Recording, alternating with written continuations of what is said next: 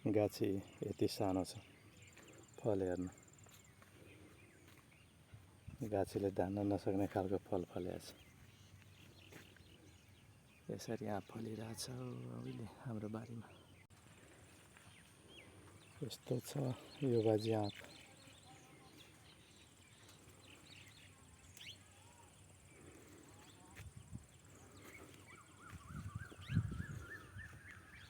यो गाछी पनि सानो छ।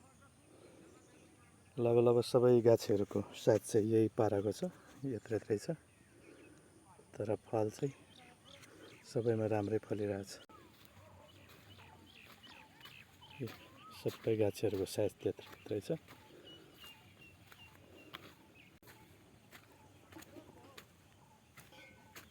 मालदा आँप हो यो चाहिँ, यसरी राम्रो फलेको छ।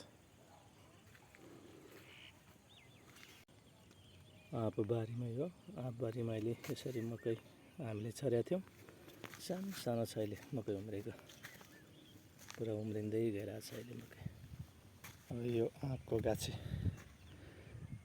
यो पनि त्यही उमेरकै आँपको गाछी हो, अघिकै उमेरको। तर यसमा चाहिँ के भयो, पुरै बटारेको, अस्तिको हावाले बटारेर हो कि क्या हो, कि रोग लागेको छ यहाँ। अस्तिको हावाले हो क्या हो, बटारेर रोग लागे जस्तो लागेको छ। यसलाई समस्या भयो फेरि। यसमा अब के लाउने हो, अब यो रोग बिरुवासँग सम्बन्धित अब जान्ने मान्छेले ल्याएर देखाउनु पर्ला। गाह्रो भइरहेछ यसको। यहाँ पनि गाँठो गाँठो परिरहेछ, यहाँहरू सबै गाँठो गाँठो परेको छ। के हो यो गाँठोहरू? गाछीमा चाहिँ रोग लागे जस्तो छ। यसलाई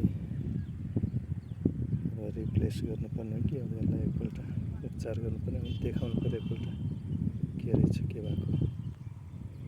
केही आइडिया भएन हौ मलाई त, रोगै हो यो। किनभने यहाँ पनि गाँठो गाँठो चाहिँ सबै यस्तो गाँठो परेको छ। यस्तो त नहुनु पर्ने।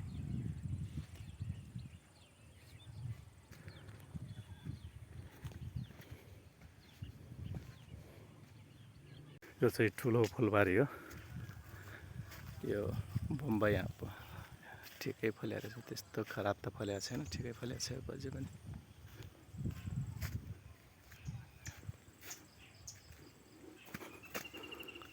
यो चाहिँ मालदा आँप हो, यो राम्रो फलेको छ यो बाजे।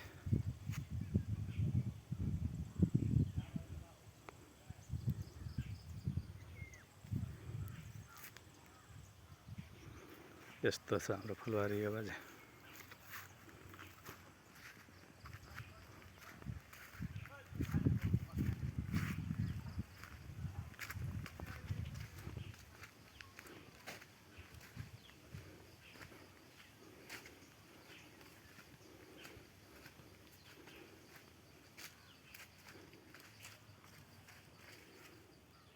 सबै आँपहरू राम्रै फलेको रहेछ यो बाजे, धेरै दिनपछि आगोमा पनि।